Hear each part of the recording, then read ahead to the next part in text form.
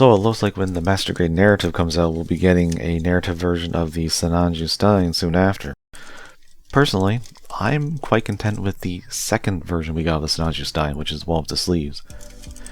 And you'll have noticed probably by the picture that the narrative one also has the sleeves, but I think those ones are actually separate pieces of plastic instead of being white stickers that wrap around, which is good. That is definitely an upgrade. And I think it has some more things that this one doesn't have. But like I said, I'm quite content with this one. I love the Sinanju Stein. I like it more than the normal Sinanju personally. Although I really like that chrome red one I looked at like a year ago. Man, if this was silver, can you imagine? That'd be great. Like chrome silver. Oh, that'd be so cool. I think I didn't get the original one, the first one that came out without the sleeves, and I think it had stubby fuel tanks. This one definitely are longer, but I like the longer. I mean, I like the stubby ones too, but I don't know. I like long fuel tanks. I'm a fuel tankist, I guess. I like them big, and it has more of a Gundam-ish head, just because the antenna's not there, and it has two eyes instead of a mono eye. I've always liked people doing cousins of the Sinanju Stein and giving it like the new Gundam head sort of, and like the fin funnels, like making it more like an actual Gundam. Because with the more boxier, like angular parts, it definitely has that kind of a feel. Because it was originally the Federation, I think, and I think Full Frontal just waltzed in and took it. He had a normal Federation outfit on. I don't know if he still had the mask on. I don't remember in the manga. But yeah, it was funny. Most of this gets stolen a lot in Gundam, and it's pretty decent for the posability. Get a little outdated now, but everything's tight on the body. I love the fact that they gave us fixed pose hands and fully articulate hands.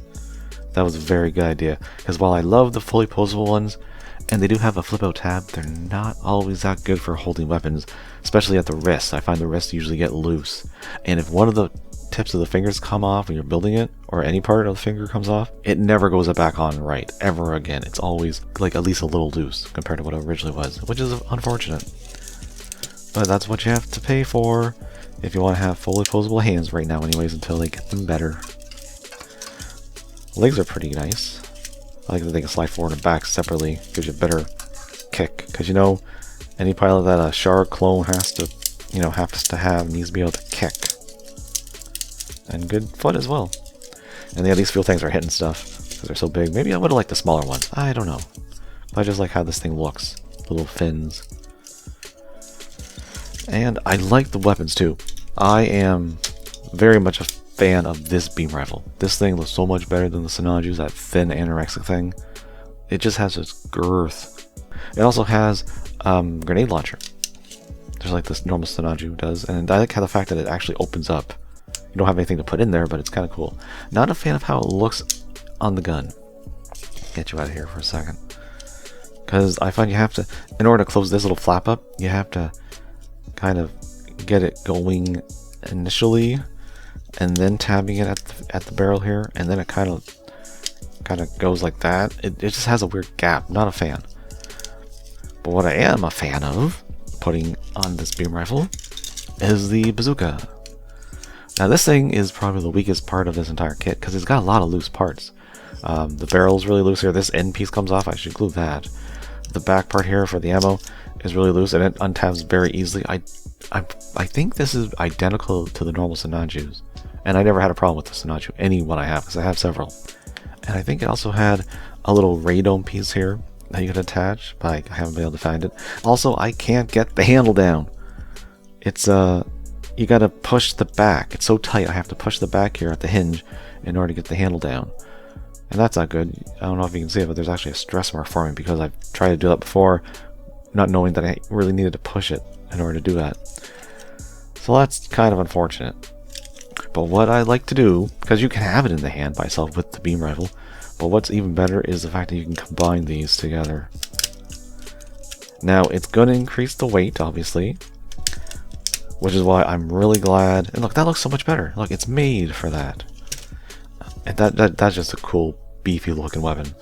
But I am glad they give us the non-articulate hands, because now you have to worry about that wrist just kind of giving up. And while it fits great in the hand, does weigh the arm down, because this arm hinge is not tight enough for the weight of this thing. Also, another problem, I'm going to blame the bazooka, because it's not like that with the grenade launcher. This thing does not like to peg very well into the beam rifle. So a lot of the time I'll find it just eventually falls off and is laying on the shelf. It annoys me because I love how this thing looks. And speaking of the grenade launcher, you do have another place to put it. On the shield, which, you know, it looks like the Sinanju's, but it's more, once again, angular, sharper edges. Yeah, you just gotta plug it in here. I think you can put the bazooka too. Let me just double check. Maybe it's a better connection in the bazooka on the shield, because it's not like that on the beam rifle. Man, maybe I'm doing something wrong, but it just doesn't fit right, because the peg on the shield is too far down for it's too far up for the hole in the bazooka, where it clicks better.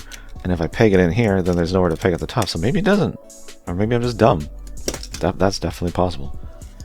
But that's fine, because I personally prefer to have the grenade launcher there, because it fits perfectly, and it looks kind of cool at the barrel. Very New Gundam-ish. Oh, and I can't forget, this is where the beam sabers are. Very cool little opening. And I don't have either in there, because they kept falling out. I have a lot of problems with the accessories on this guy for some reason, but I didn't really think about until just now. But anyways, the shield will just clip around that part that opens up. And let's reattach the bazooka down here, even though it's going to probably fall out again.